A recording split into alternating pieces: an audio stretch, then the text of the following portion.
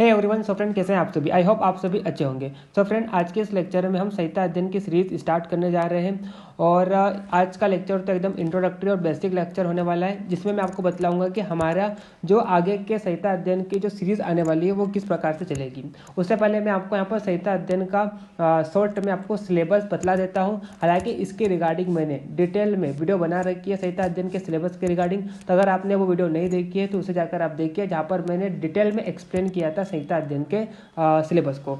लेकिन फिर भी मैं आपको यहाँ पर शॉर्ट में बता देता हूँ। तो अगर हम बात करते हैं संहिता अध्ययन में आपको दो पार्ट डिवाइड कर दिए गए हैं। जैसे कि बात करते हैं, फर्स्ट पार्ट में आपको क्या पढ़ना है, अष्टांग, और सेकंड पार्ट में आपको क्या पढ़ना है, चरक पढ़ना है। अगर हम अष्टांग की बात करें तो अष्टांग में टोटल आपको कितने चैप्टर पढ़ना है, 15 चैप्टर्स पढ़ना है।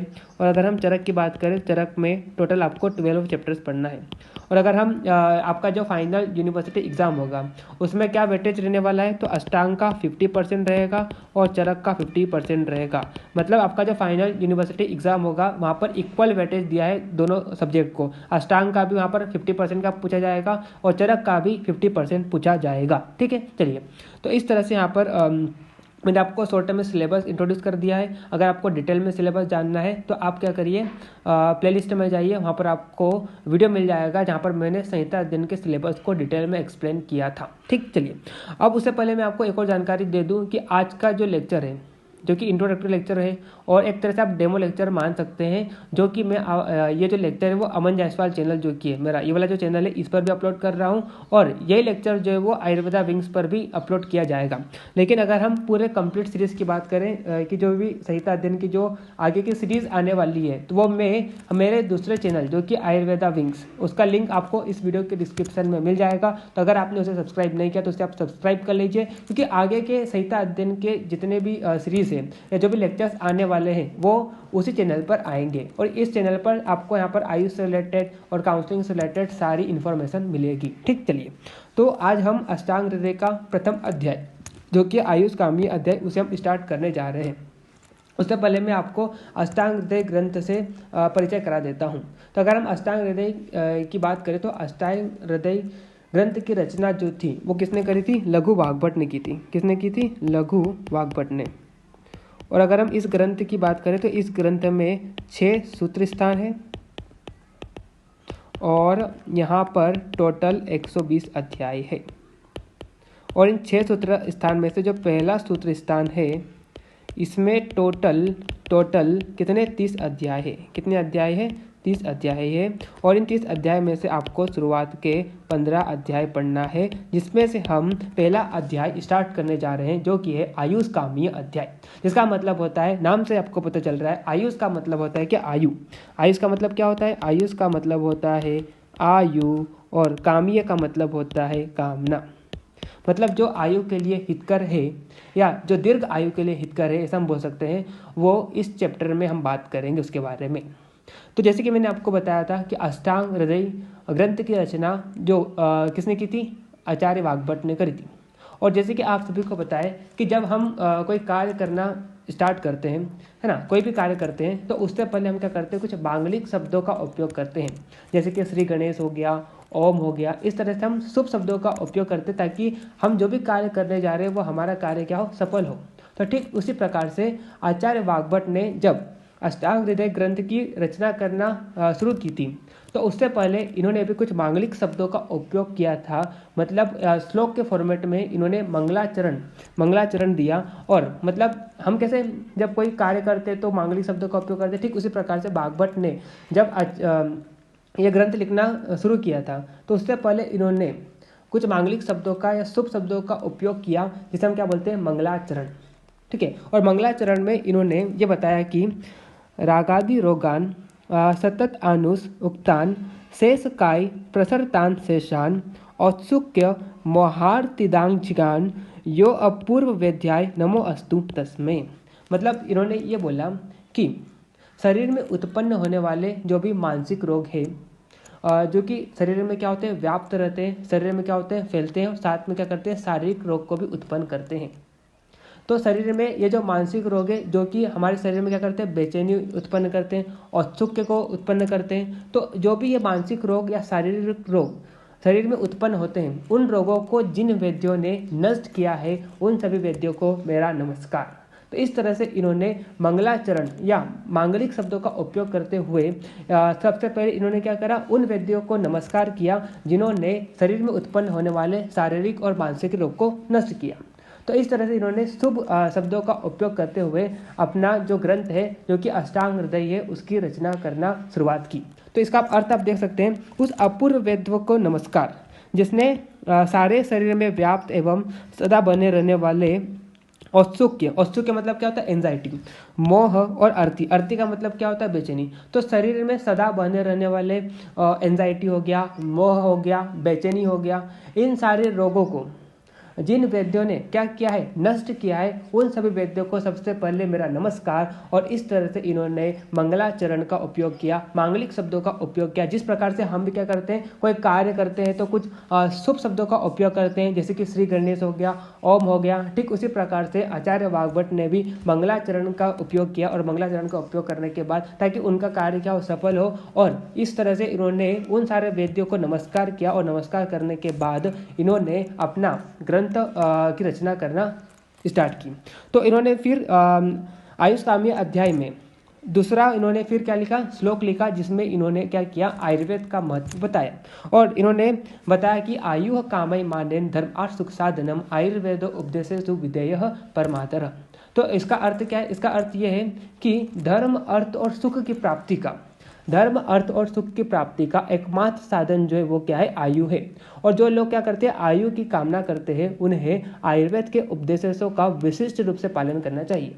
और जैसे कि आप सभी को पता है कि आयुर्वेद का मतलब क्या होता है, जिससे आपको क्या मिले, आयु का ज्ञान मिले, है ना। और यहाँ पर उन्होंने क्या बोला कि जो लोग क्या करते हैं, धर्म अर्थ और सुख की प्राप्ति की क्या करते हैं, इच्छा रखते हैं, उनको क्या करना चाहिए, आयुर्वेद के उपदेशों का विशिष्ट रूप से पालन करना चाहिए। अब ऐसा क्यों बोला, देखो, जब आप क्या करोगे, आयुर्वेद के उपदेशों का विशिष्ट रूप से आप क्या करेंगे, पालन करेंगे, तो आप क्या रहेंगे, स्वस्थ रहेंगे। और जब आप क्या रहेंगे, स्वस्थ रहेंगे, तो आपके पास क्या आएगा, अर्थ आएगा। अर्थ आएगा तो आपको क्या मिलेगा, सुख की प्राप्ति होगी। और जब सुख की प्राप्ति होगी तो आपकी जो मॉरलिटी है या धर्म जो है वो भी क्या रहेगा, बना रहेगा। तो इस तरह से यहाँ पर आचार्य वाग्भट ने यह बताया कि जो लोग धर्म अर्थ और सुख की प्राप्ति की इच्छा रखते हैं, उन्हें क्या करना चाहिए, आयुर्वेद के जो भी उपदेश है, उन सभी उपदेशों का विशिष्ट रूप से पालन करना चाहिए। अगर वो आयुर्वेद के उपदेशों का विशिष्ट रूप से पालन करते हैं तो ऑब्वियस सी बात है, उन्हें धर्म अर्थ और सुख की प्राप्ति होगी। तो इस तरह से इन्होंने आयुर्वेद का महत्व बताया। तो आप देख सकते हैं यहाँ पर, आयु कामय मानेन धर्म अर्थ सुख साधनम आयुर्वेद उपदेशेषु विधेयः परमातर।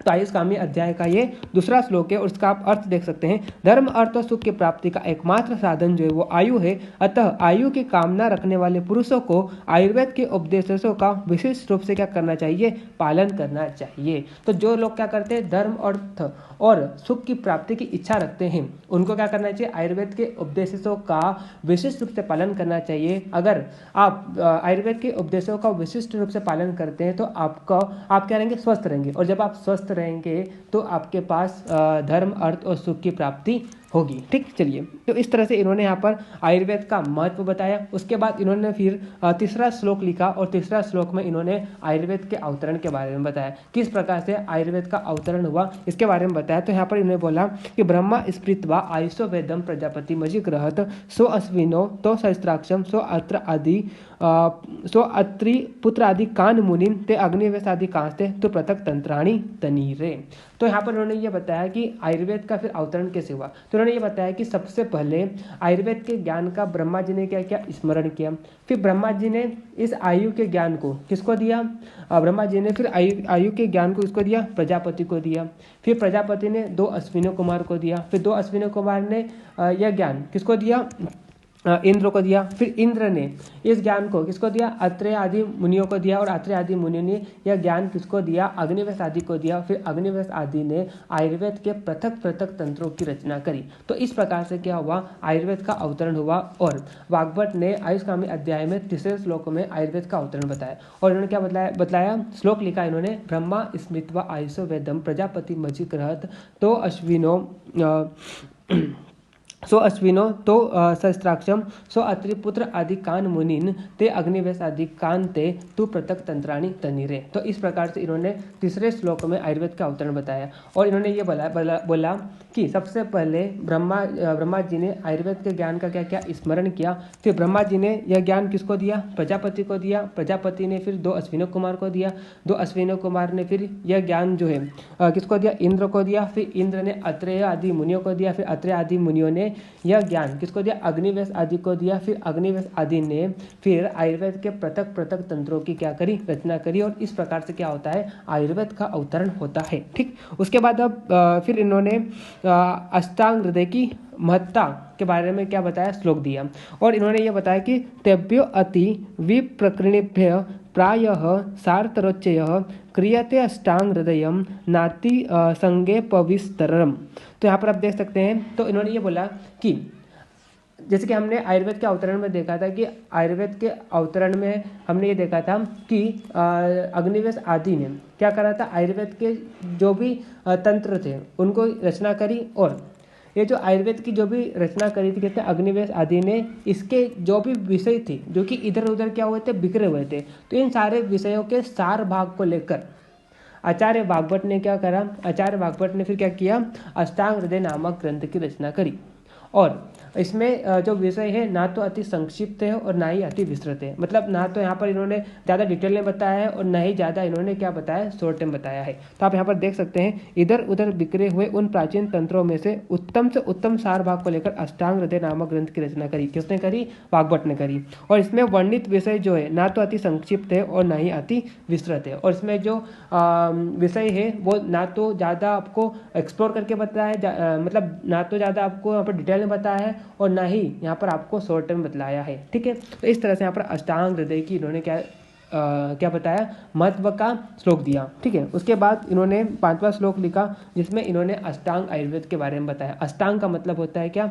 8 अंग। अष्टांग का मतलब क्या होता है? 8 अंग। तो आयुर्वेद के कितने अंग हैं? 8 अंग है। कौन से? काय, बाल, ग्रह, ऊर्ध्वांग, शल्य, दंष्ट्रा, जरा, प्रशान, अष्टावंगानी तस्याहु चिकित्सा येषु संस्कृता। तो इस तरह से आयुर्वेद के कितने अंग हैं? 8 अंग है, जिसमें से पहला अंग जो है वो क्या है? काय चिकित्सा, जिसे हम क्या बोलते हैं? जनरल मेडिसिन बोलते हैं।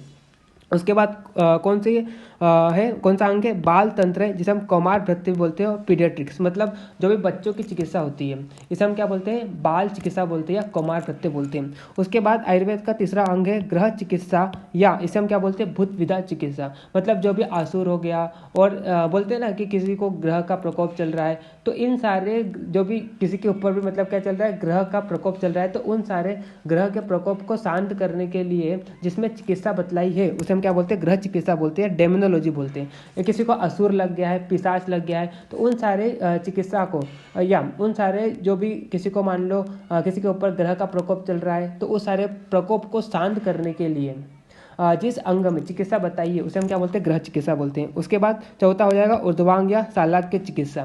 शालाक्य मतलब क्या होता है कि आपका जो सुप्रा क्लेविकुलर है, मतलब क्लेविकल है, क्लेविकल के ऊपर जो भी ENT हो गया, आँख हो गया, नाक हो गया, कान हो गया, तो यहाँ पर जो डिसीज होती है, तो इन सारे डिसीज की चिकित्सा करने के लिए जिस अंग में बतलाया गया है उसे हम क्या बोलते हैं? शालाक्य चिकित्सा बोलते हैं। उसके बाद 5वां जो है कौन सी? शल्य चिकित्सा या सर्जरी।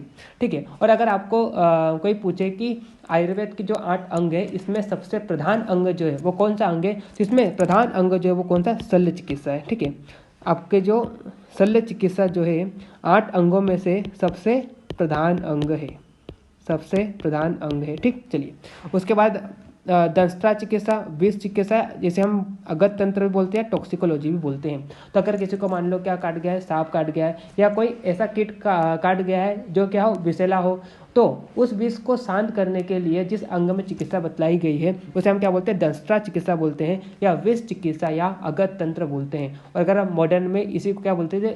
टॉक्सिकोलॉजी बोल देते हैं। उसके बाद जरा या रसायन चिकित्सा, रिजुवेनेशन थेरेपी, मतलब आपकी आयु को बढ़ाने के लिए जो भी चिकित्सा की जाती है या जिसके द्वारा चिकित्सा की जाती है उसे हम क्या बोलते हैं? जरा या रसायन बोलते हैं, या मॉडर्न में से हम क्या बोलते हैं? रिजुवेनेशन थेरेपी बोलते हैं। उसके बाद क्या जाएगा? व्रत चिकित्सा या वाजीकरण चिकित्सा, मतलब मान लो किसी के अल्प सुख रहे है ना, किसी के सूखे हुए सुख रहे या जो संतान उत्पन्न करने में क्या हो? समर्थ नहीं हो रहा है, तो उसको संतान उत्पन्न करना या करने के लिए काबिल बनाया जाए, ऐसी चिकित्सा जिसके द्वारा की जाती है उसे हम क्या बोलते हैं, वृष या बाजीकरण चिकित्सा बोलते हैं। और मॉडर्न में इसे हम क्या बोल देते हैं, एफ्रोडाइसियक थेरेपी बोल देते हैं। तो इस तरह से आयुर्वेद के कितने अंग होते हैं, 8 अंग होते हैं। कौन से, काय, बाल, ग्रह, ऊर्ध्वांग, शल्य, दंष्ट्रा, जरा, वृषान, अष्टावंगानी, ये सब क्या होते हैं, 8 अंग होते हैं। तस्याहुष चिकित्सा येषु संश्रिता, मतलब आयुर्वेद की पूरी चिकित्सा जो है इन 8 अंगों में क्या है, आश्रित है।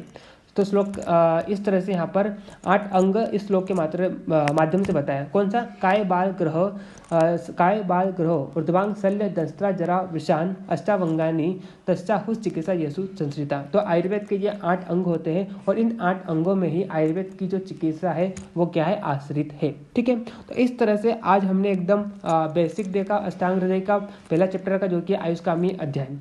आई होप गाइस आपको ये लेक्चर पसंद आया होगा और आपको जो भी मतलब जैसा भी लगा हो, अगर आपको अच्छा लगा हो तो वैसा आप रिव्यू दीजिए और अगर आपको बुरा लगा हो तो उस तरह से आप रिव्यू दीजिए, लेकिन कम से कम एक बार रिव्यू जरूर दे दीजिए ताकि मैं भी अपने आप में क्या लाऊं, इंप्रूवमेंट लाऊं। ठीक है, तो इस तरह से आज हमने अष्टांग हृदय का पहला लेक्चर जो है वो कवर किया। हालांकि वीडियो का लेंथ थोड़ा बढ़ रहा था, इसलिए मैंने सोचा कि चलो यहीं तक इसको सीमित रखते हैं, क्योंकि मेरे को आपको यहाँ पर बेसिक भी बतलाना था, इसलिए मैंने इस वीडियो का लेंथ थोड़ा शॉर्ट में रखा। ठीक है, अब नाउ नेक्स्ट आने वाले लेक्चर में हम क्या करेंगे, थोड़ा वीडियो का लेंथ बढ़ाएंगे और जल्दी जल्दी हम क्या करेंगे, अष्टांग हृदय की जो संहिता की आगे वाली जो सीरीज आने वाली है उसको हम कवर करेंगे। ठीक है, तो इस तरह से, और कई स्टूडेंट बोलेंगे कि भैया ये जो आपने नोट्स स्क्रीन पर लाए हैं, ये नोट्स हमको कहाँ पर मिलेंगे, तो इसका नोट्स आपको मेरे टेलीग्राम चैनल, जहाँ पर मैं अपलोड कर दूंगा @ayurveda-wings, ये मेरा टेलीग्राम चैनल है जिसका लिंक आपको इस वीडियो के डिस्क्रिप्शन में मिल जाएगा। तो वहाँ पर आप जाइए और नोट्स को डाउनलोड कीजिए, वहीं पर आपको सारे नोट्स मिलेंगे। ठीक है, और अपने दोस्तों को भी शेयर कीजिए अगर आपको वीडियो लेक्चर्स अच्छे लगते हो, ताकि उनको भी इस तरह के बेस्ट कंटेंट का